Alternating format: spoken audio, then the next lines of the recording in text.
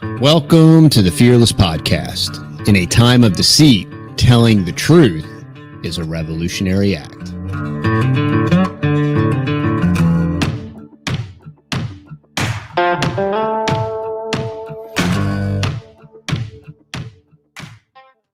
All right, y'all. Welcome back to the Fearless Podcast. We are at episode 26. Episode 26. And we've been on a hiatus, y'all. We Yeah. apologize to all of our loyal listeners. Yeah.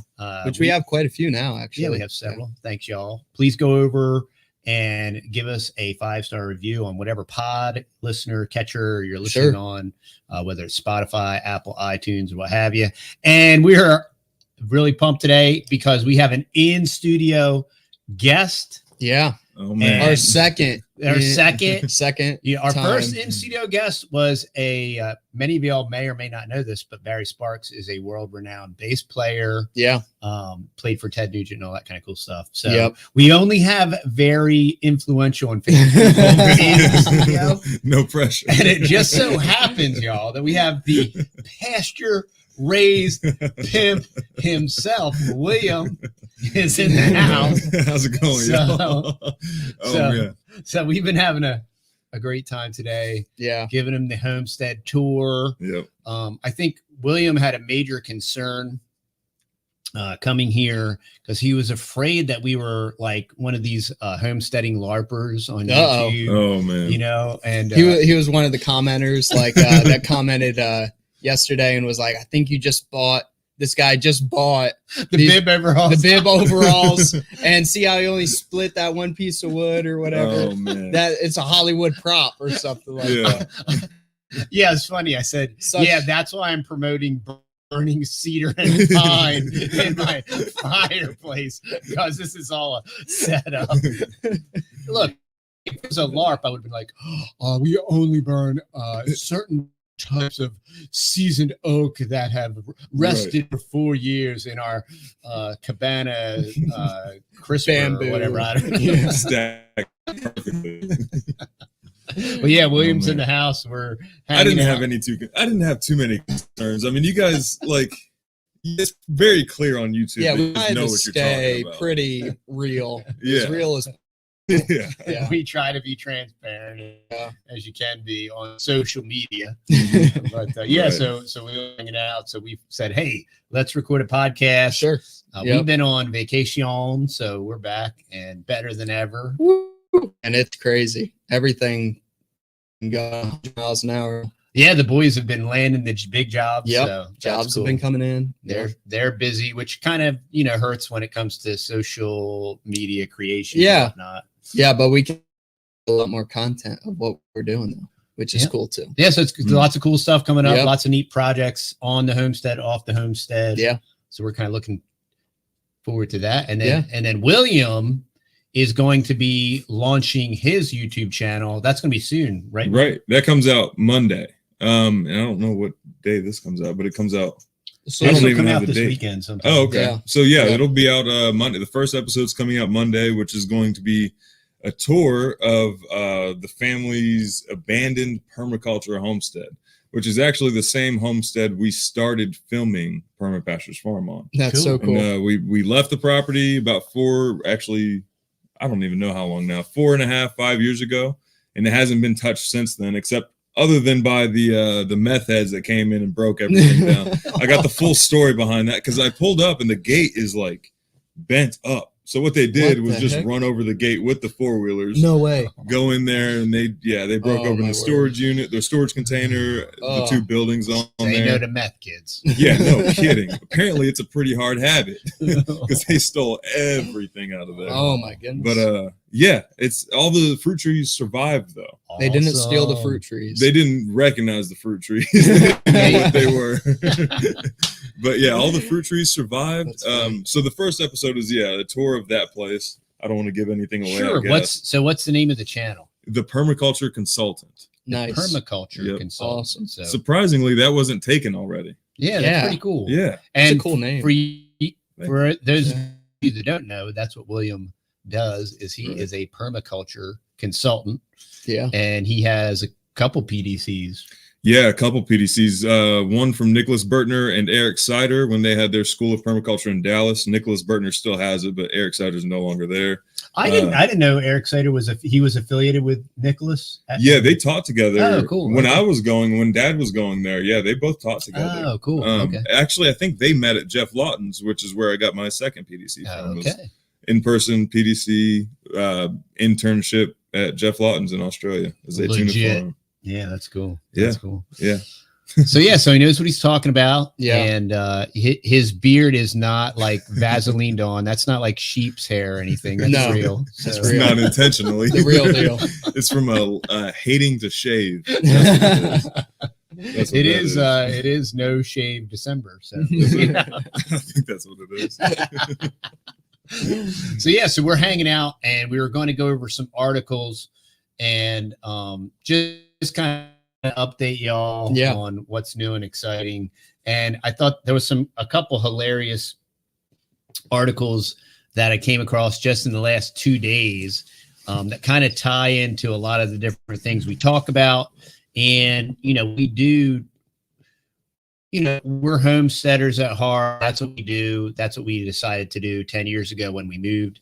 And while that's what we do, we still focus on these different current events because I'm inordinately fascinated with the fact that many, if not most people, are relatively speaking, they're out of touch with these things. And because they're so out of touch, they're misinformed. And just, they get caught into the Mockingbird media Hegelian dialectic, and it so subtly nudges them and pushes them into the framework to make them part of the problem rather than part of the solution. And that's why I think it's really important to bring up this information and to talk about it. Not that we have to dwell on it or stew over it, but and it is fascinating the way that the they, them, and those and the powers that shouldn't be continue to foist this narrative upon us that is observably false, much like the whole meat causes cancer thing, or diabetes.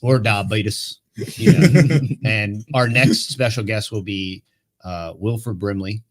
And no, I'm joking. Okay, but before we get started, I just wanted to give shout out to, if you're looking for precious metals, give Stacey a call at 318-564-5823. Tell her the Texas Boys sent you. There's a pretty decent spread now. The prices are still relatively good. It will be taking off just the same as Bitcoin and everything else is getting ready to pop with all the money printing. Yeah. And now that the Fed has announced this potential rate cut, we're going to continue to see movement, the manipulation.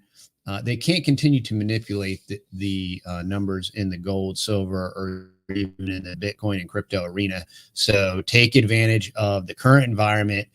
Give Stacey a call. She'll give you a price. They're very competitive. They're great people. They're friends of ours. They're just across the way here. And that's Chris and Stacey over at the Financial Prepper. We love and appreciate them. And also, this is a value for value proposition. If you appreciate the content that we put out, go over to TheTexasBoys.com. And if you're looking for honey or teas or the Food Forest in a box, which is still available, act now while supplies last. All right, let's jump into these articles. So this just in. Now scientists, this is in the Daily Mail, y'all, and this is real. This is not a joke. This isn't the Babylon Bee. Now scientists say breathing, in all caps, is bad for the environment. We are the CO2 right there. I think I think you can check out the Texas Boys merch shop for we already predicted a t-shirt that says we are the CO2. And breathing is now bad for the environment. Gases we exhale contribute to 0.1% of the UK's greenhouse gas emissions. And then there's some bullet points here, y'all. 2 greenhouse gases, both more potent than CO2, are in human breath. Oh, lucky for us. One is methane, which is famously also emitted from livestock, such as cows. So to sum up the sense of the story, humans breathing and cows farting are killing the environment. Hence, we must reduce the world's population to 500 million. Yep. And while we're at it, call all the cows Yep. and feed everybody bug proteins and all those highly manufactured soy-based products that'll turn us into all pink-haired freaks. I don't know, but well, Jonathan Chadwick can go first. that's what I always That's say. the author, right? You look, Jonathan. If this matters to you and you care, stop breathing now. I like how there's like a robot ad in the corner. Look at that. Yeah. Like, what the heck? Not breathing. Oh, Yeah. that is so great, Dude, look at that's that. creepy. You got your Like humanoid. and then there's also an international space station. What Yeah, that the- is so great. A new study was led by Dr. Nicholas Cowan, an atmospheric physicist. So they have this appeal to authority by the scientism at the UK Centre of Ecology and Hydrology in Edinburgh.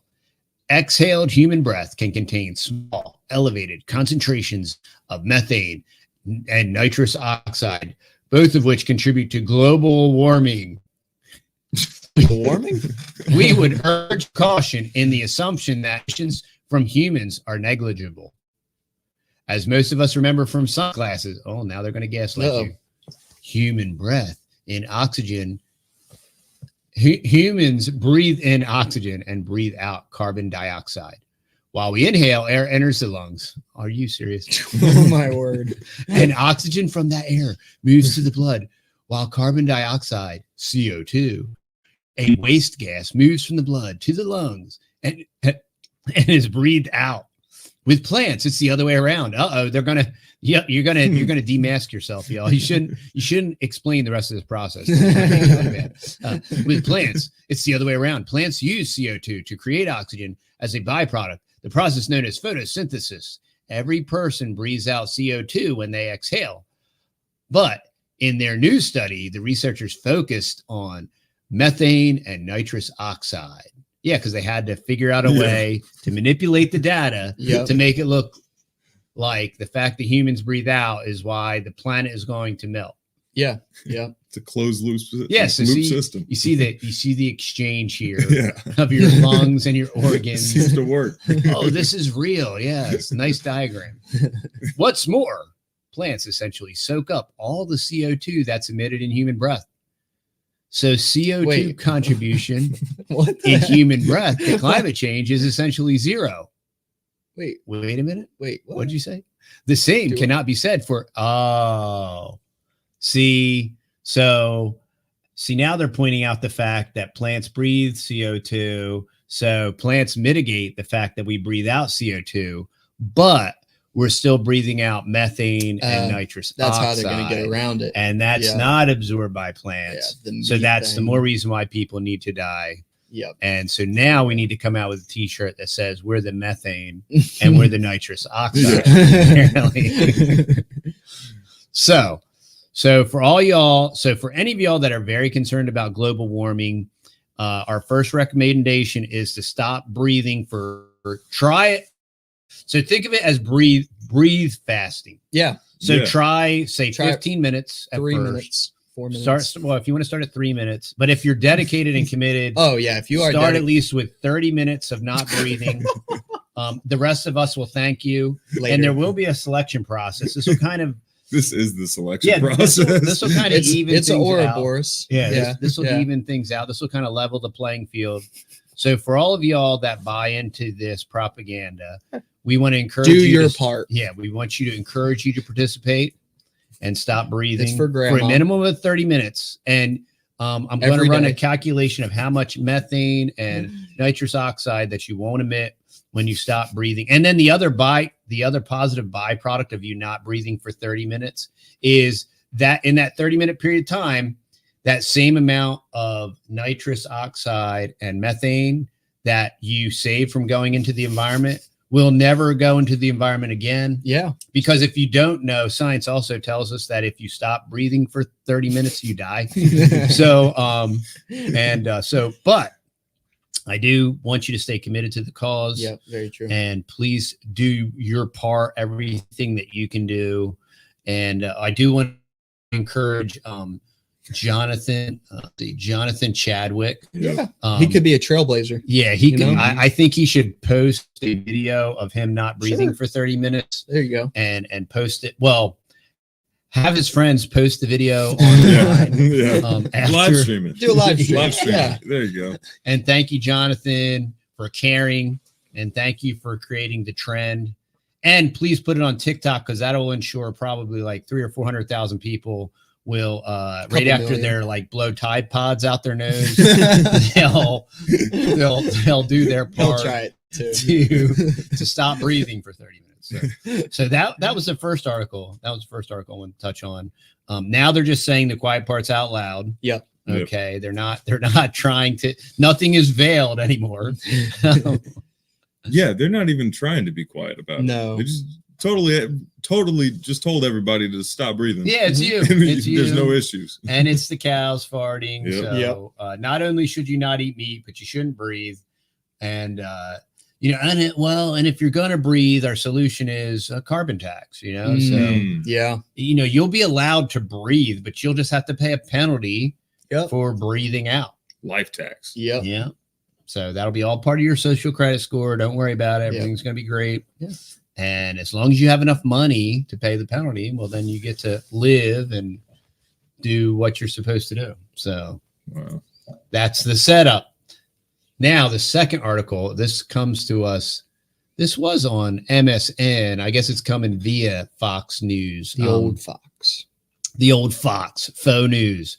UN Climate Summit serving gourmet burgers, barbecue, as it calls for Americans to stop eating meat. So this is referring to this COP28 that just took place with all of these technocratic oligarchs and all of these that they're all funded by these transnational corporations and all these unelected officials. They join like a coven, in the high places, and they're going to be eating Wagyu and telling everybody else, flying in their jets. Yeah, flying in their private jets, creating a lifetime worth of pollution. So when these mega billionaires fly in their corporate jets and different things, they create a lifetime of pollution, like us normies, peasants, let alone us homesteaders that actually have 400 fruit trees that are sequestering carbon and all these other things.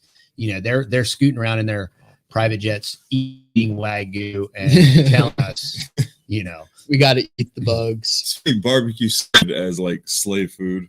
Yeah. And now it's only for the aristocracy. Kind of flipped. Oh, the irony. The ongoing United Nations COP28 climate summit in Dubai is offering a wide variety of gourmet food options from the vendors who serve beef, even as it prepares to report that it expected to call for the West to reduce consumption of beef. According to the summit's online portal, its food offerings include juicy beef, slabs of succulent meat, smoked Wagyu burgers, Philly cheesesteaks, and melt in your mouth barbecue. Sounds amazing. Well, only so far. Barbecue can only be so good in the Muslim country. You got a very good point there. Yeah, it can only be so good. True. They got too many laws to follow for good barbecue. True. That's true. Yeah, and of course, there's the irony of that as well. In addition to African street barbecue, fast casual Mexican fare, and an Asian option that has a touch of French flair, the revelation comes as the UN faces criticism for preparing its first of its kind report that is expected to be published at the summit and call for lower meat consumption. Yeah, and what's fascinating is this recommendation is like 3 ounces like a week. What? Yeah, like 3 ounces nothing. a week. That's That's 2 like, bites. Yeah, that's like what I eat a minute. 3 ounces. Yeah. If I average what I eat a day, it out, basically less than an hour's worth of consumption. So the UN's Food and Agriculture Organization FAO will publish its first ever global food systems roadmap during an upcoming COP28 session, which is expected to recommend nations that overconsume meat to limit their consumption as part of a broader effort to reduce greenhouse gas emissions. Now, I really like my 30-minute breathing fast over this. So that's true. I would say that they should recommend a 30-minute breathing fast versus the lowering the meat consumption. And it might actually be multifaceted here.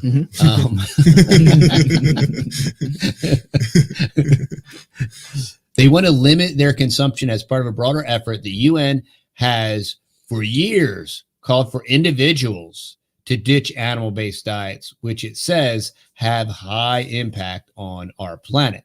Now, the reality is a animal-based diet has a very high impact on your health. Yep. And it is a very incredibly healthy, nutritious, healing way to eat, which I think is the main reason for the restriction and the overarching goal to abolish animal. And it's very sustainable too. Yeah, it's very sustainable. Yep. It's healing to the land. We need these animals if we want to heal the soil, if we want to sequester more carbon. I mean, Will Harris and Joel Salatin and Jeff Lawton, they've been proving that these holistic ways of land management and the use of animals to heal the soil, to bring, to repair the soil food web, and the environmental impact that that has on sequestering carbon. I mean, it's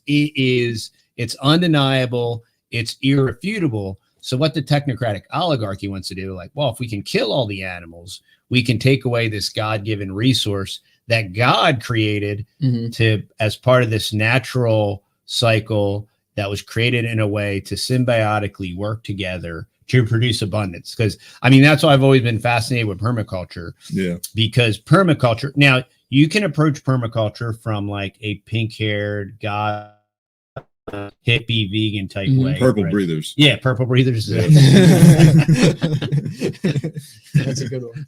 So yeah, so you can approach it like a purple breather, or I mean, if you looked at it from a Christian perspective, and when you read about fringes and borders, right, and the whole entire concept is about the interaction of man, right, with creation, and that where they meet at the borders and where they interact and work together, you create abundance, right? Yeah. And this idea is like, well, there's this overabundance of CO2 and that's warming and all these different things. When in reality, if we practice these holistic practices, we will actually invert this whole thing that they're claiming. And I don't even know if any of their science or data is even real on this thing.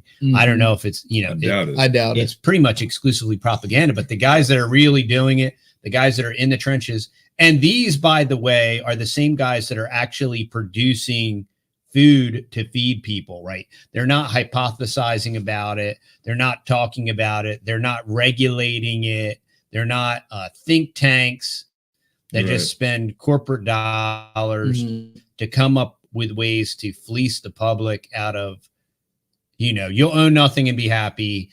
And the reason we want you to own nothing is because we're going to take everything and we're going to rent it back to you because of planned obsolescence and what have you, fill in the blank. Yeah. I mean, but this entire scam is just a wealth redistribution scheme.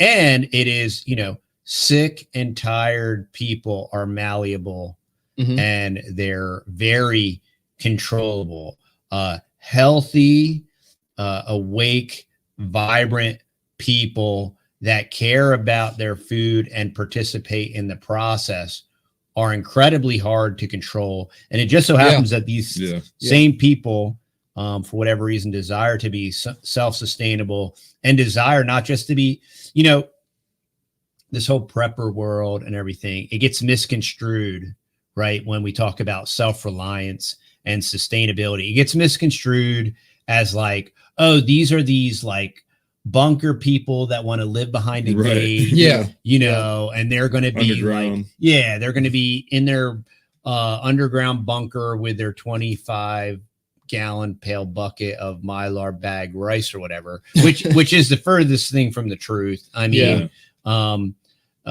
prepared people, one, we prepare because we have common sense, and it's not sunshine, puppy dogs, and rainbows and unicorns every day. And we all know that. We are not always all in perfect health. It's not always springtime. It's not always harvest time. You know, we realize that there are seasons in life that we need to be prepared for, but we do desire to create abundance. We do desire to share that abundance, whether it's through a modicum of exchange, through a parallel economy, or whether it's just as a charitable act, you know, just sharing with your community. And, you know, we all desire to work together, help one another, and that whole interaction, not just in a permaculture sense, creating abundance, but just in a community sense, you know, just working together, like-minded people with similar goals. Like the majority of the homesteading community has the goal of like, you know what, we want to live a slower, intentional life, and we want it to be meaningful, and we want it to have value, and we want to create value, and we want to share. And that's not just like in a kibbutz kind of like communistic kind of way. We all just gonna share everything equally. It's nothing like that. But what happens and what develops in a community is it becomes there's some people have a surplus of one thing, other people have a surplus of something else, whether it's goods, food, knowledge, and there becomes this exchange. And that is called society, y'all. And the only way that doesn't work is if we're all in our matrix tubes of goo and they're sucking us like human batteries. You know what I mean? And that's why we desire to do this stuff. And that's why we talk about these stupid technocratic talking heads that try to spew all this like mega garbage, retard stuff, you know, and they're sitting in their ivory tower eating their Wagyu burger and saying, hey, you plebs down there, you really should cut it out on the meat, you know. I mean, because you don't have the fiscal financial capability of paying the penalty. I mean, I do. And so I'm going to, through my nonprofit, you know, I'm going to pay off my carbon credits or whatever, you know, so that way my life is unaffected. But you plebs, you know, you just need to forego all of your freedom and everything that you enjoy. And we're going to breathing. We're going to take the precious resource you have, like, you know, beef. We're going to take that away from you, you know, for the sake of Mama Gaia, you know, and, you know, the purple breathers will help us in that process. For sure. And be happy about it. They'll virtue signal the whole way to death. It's true. And it's all of this stuff is antithetical to absolutely everything we do. And like our entire life is antithetical to this. And that's why I always quote Bill Mollison. Bill Mollison said, permaculture is sedition. You know, we can all talk about, we need to vote harder next time. And, you know, we need to vote for this guy and we need to vote these people out. And we need to, what do they always do that never does anything? When they do the president thing and we need to impeach this guy and that guy. And the impeachment process has started. What's so neat about the impeachment process? It always costs millions of dollars, and it always costs millions of dollars. And there's always good attorneys and bad attorneys because the good guys have the attorneys that make millions of dollars when we do the impeachment, and the bad guys have attorneys that make millions of dollars when we do the impeachment. And then all the impeachment happens, and then you know what happens? Nothing. But attorneys. But it was a good distraction. Good attorneys made millions of dollars. Bad attorneys made millions of dollars. We make nothing. We pay the bill. We foot the bill. And our great grandchildren are indentured to 40,014, right? And what comes from the impeachment? Absolutely nothing. Except for more wealth redistribution. And so that's why I say, do what you can with what you got, where you're at. That's why permaculture is important. That's why food 401k, dirt coin, you know, getting your place, your plot, your piece of the action, right? Slowing down, get out of the flashpoints, get out of the cities, man. Get yourself a piece of dirt. Whatever size that piece of dirt is, whether you're borrowing a piece of dirt from somebody else, right? Whatever. Yeah, make it happen. That's your sedition, y'all. You don't have to vote harder next time. Voting harder is not going to accomplish anything, but this property that we've developed here over the last 8 years, it's just been a little bit every day. Yep. You put that fence in, and once you put it in, you might have to mend that fence, but relatively speaking, that fence is done. It's there. You know. Unless it's your first ever fence that you put in. Well, usually not your first. And then you're usually not done. Yeah, you learn. And then what happens when you learn? Now you have a new skill. Mm-hmm. Yep. And nobody can take that away from you.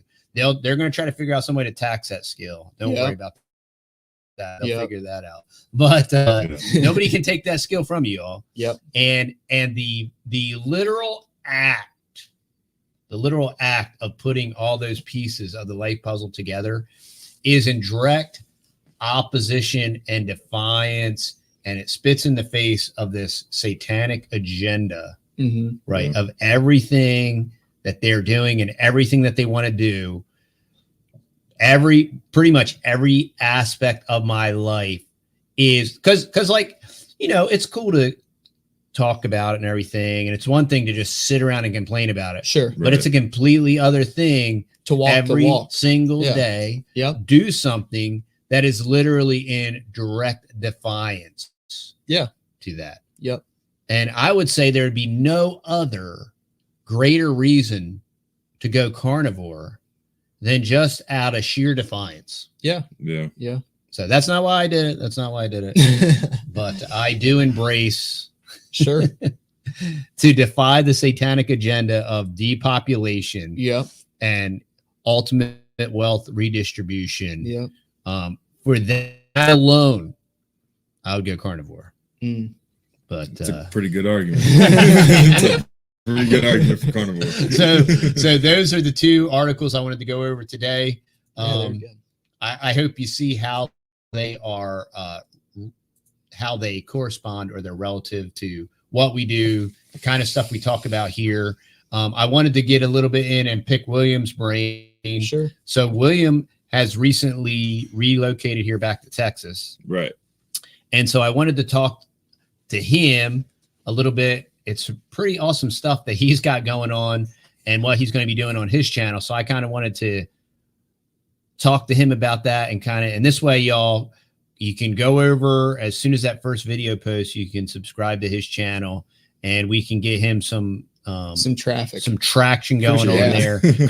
Because here's what you're going to get. You're going to get real deal, real life, real stuff that's happening. Yeah. And the difference between me and like William and his dad and mom, they're very much more scientific. We're kind of hillbillies. Yeah, we're like redneck hillbillies. Super. Like, stick that in the dirt. That'll work. And then they're like looking under microscope. There's 14 amoebas in this neutron and the soil food web. I'm like, dude, that's awesome. It's over my head. I'm like, it's over my pay grade right there. I wish my mommy didn't drop me on my head when I was little. Oh man. So you're gonna get quantifiable. One, you're gonna get action steps. You're gonna get real information. But you're gonna get like illustrated, quantifiable stuff here, and they're tracking it. And I'm real excited to see this 5-year neglected food forest. That's going to be cool. Because what you're seeing is like, okay, do swales and mulching and a certain style of planting long term. Like what are like if this is just like left to itself. Yeah. And now we do know that now that you go back and interact with it, it's going to abound and it's going to have more abundance and it's going to just explode. Which once again speaks to the existence of God, his creation. He created us to interact, and when we do interact, we create abundance, right? Which is fascinating, which is completely antithetical to this technocratical dialogue about we're the problem, AI, and we need to wipe yeah. everybody out. Yeah. And, the evolution of man has transcended to, the Yuval Noah Harari stuff. Like now human evolution has to, through AI and all these different things, ye shall be as gods and all that stuff. But, that was said before. Yeah, a couple times. Yeah, a couple times. So William, tell us a little bit about your property that you come back to, and then a couple of the different. You're potentially working on some large projects, so maybe tell us a little bit, as much as you want to. Like, it's kind of like a channel teaser. You don't have to. I'll spill the beans. Yeah. Okay. So the original property, the first 5-acre property that was moving back to when we moved to Texas, or whenever me and my wife moved back to Texas, was the original place for Permaculture's farm. That's where Permaculture's farm started, not homesteading, but started filming the homesteading, started the YouTube channel. We moved away, completely abandoned it. We're back now. After observing it and like having worked out there a few times so far, which is all filmed and all that stuff, cleared away with a scythe so far. That's it so far. So yeah, that's been some work there. Yeah, scythe. Yeah, just realizing that's hardcore. It's all on camera too. Wow. I'm realizing that like a lot of this place can be brought back into, especially the fruit trees, even the raised beds to some extent can be brought back into full production pretty quickly. Like the food forests and stuff like that, all I need to do is go out there and start pruning. That's great. Start identifying. I'll probably wait till the leaves get back on before I start identifying. Yeah, because trees without leaves is hard for me to identify. Yeah. So that needs to get done. I'm clearing away a lot of the what kind of grass did you call it? Bahia grass. Yeah, that took over. That wasn't what was there when we first reclaimed that property. And the way I understand it is Bahia is a type of Bermuda grass, which is why it's like this crazy rhizomal. Yeah, that makes sense. Invasive. Yeah. So the plan is the plan there, and I reveal that in the video, the plan there is to eventually get a house site towards the back and turning that place into a homestead training place. So if you've never done any kind of homesteading, which most of the consultations I do are for people who have no experience with any of this, they can come to that property. If we talk beforehand and I'll custom tailor it to what you're trying to do, come to that property, come and practice for a week, live there, eat the food there, see if that's actually something you want to do before you go in the full investment of, you might find out that, hey, maybe my role in the new society is a managerial position. maybe I'm really good with like organizing and numbers and stuff like that, not so much with the homesteading. Which is going to be better for any kind of parallel economy before you start diving in and investing into homesteading. The other property I'm working on is my father-in-law's place, which is about 20 or 25 acres, something like that. And he has goats and cows there, and he's wanting me to run that, build it up, stuff like that. So there's going to be content coming from there. And then there's also going to be content coming from my brother-in-law's 6,000 acre farm in Oklahoma. And y'all, you can't even picture how big 6,000 acres is. No, you really for example, it's up against the Red River, right? Okay. Yeah, I can start at I can start at the top of the property, get on the water, take like a 2.5 hour, 3 hour float trip, get off the property. As long as I get off on the right side, I'm still on the doggone farm. Wow. That's how big that is. That's I recorded crazy. a video and I'm driving while I'm recording. And I had to take a couple like 3-minute takes or something like that. The whole time I'm driving, I'm still on their property. As far as you can see is their property. But the point of going out there is I want to be able to eventually consult and handle large scale commercial operations and stuff like that. In order to do that, I need to figure out what problems of theirs I can solve. Because the last thing I'm going to be able to do is go to some old time farmer and say, hey, you guys are doing everything wrong. You're screwing up the environment, not climate change, but the actual environment. Right. Yeah. Right. Yeah. You need to change how you're doing. Like, I'm never going to change anybody's mind that way. No. The only way to get my foot in the door is to say, you have this problem. Let me take care of that for you. Yeah. And then just keep doing that over and over again until he realizes that, oh, he keeps solving my problems. I wonder what he's using to solve those problems. Build more trust that way. And then eventually I can hopefully drastic changes on the farm. Yeah. Right now, that 6,000 acres is all in cultivation for corn for the most part. The reason it's for corn is because there's, droughts almost every year around here.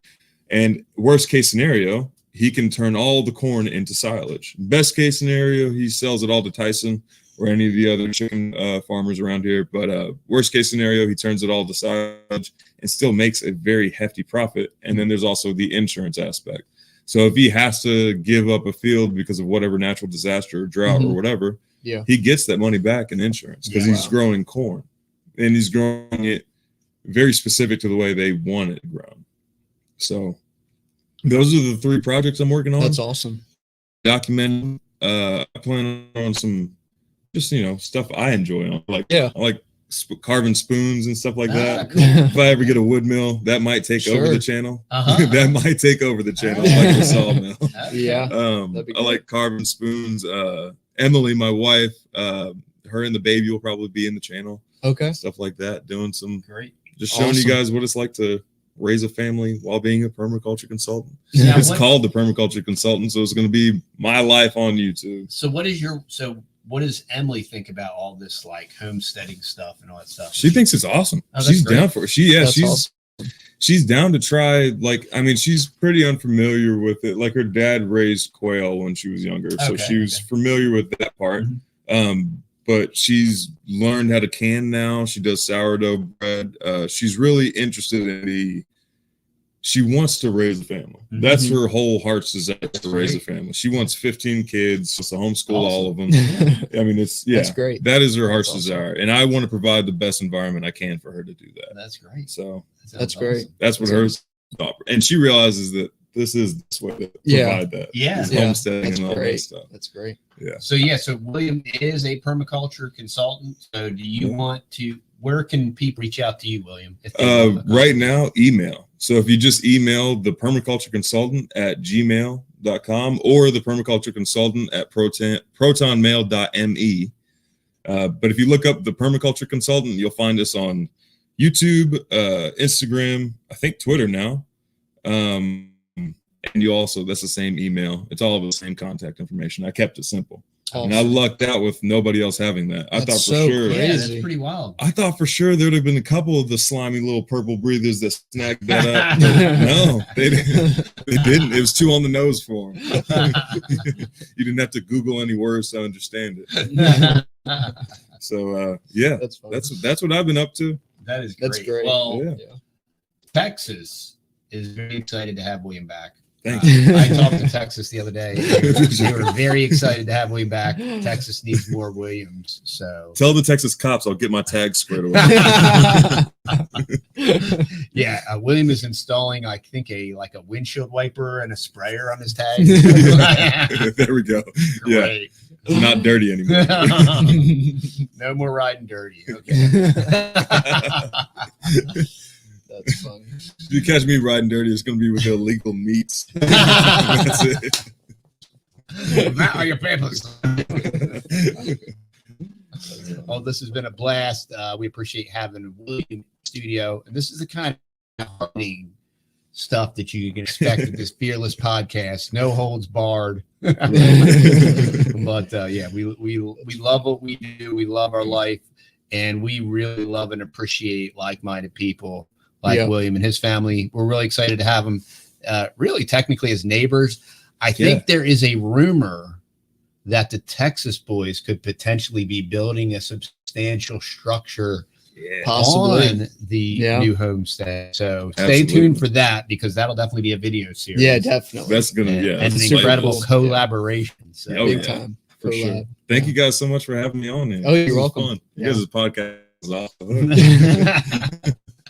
And then Matt, you just have some projects. The problem with these, the boys get busy working, which I can relate, and some of these things should be documented, definitely, with video and audio. And then some of these things are documented with video and audio, but due to technical difficulties, oh my goodness, and tech demons and devils and all that stuff, y'all never get to see them, but so you should be. We don't ever get to see them either. Nobody gets to see them. So quick side note. Do you Sure. think one of those tech demons and all that is called algorithm? You think he goes I by think algorithm? I think Al Gore and his rhythms are. I definitely think Al Gore's rhythms are in that in certain megahertz that creates disharmony and disunity. I would say that. I would say that there's some reality to that. Yeah. I would agree. Sounds good. Checks out. There is definitely, it's crazy, y'all. And we've been battling, just so y'all know, partially why we've been a little bit off the map is our internet just continues to digress into total trash. Nothing. Yeah. So we bit the bullet and we bought the Starlink, y'all. We plugged in. Okay, so we're going to be plugging right into Elon's blackjack program, so we're going to be one of them. This means that we're obviously co-opted. Yep. And Very. conscripted. So, they did give me a brand new pair of Liberty overalls, so that way I look appropriate. On set. I got a straw hat and a pair of bib overalls. So we're gonna look the part, y'all. Yeah. When we do all this stuff, and everything will be CGI background. Yeah. And from now on, this is all fake. This is all fake. None of this is real. But we love and appreciate y'all. Check us out over at TheTexasBoys.com. Check out the Permaculture Consultant on YouTube, and on other social medias, and blow it up. Check out this hard hitting content here that y'all are gonna love to appreciate, and we appreciate y'all for listening. And check us out on the next podcast. We'll see y'all.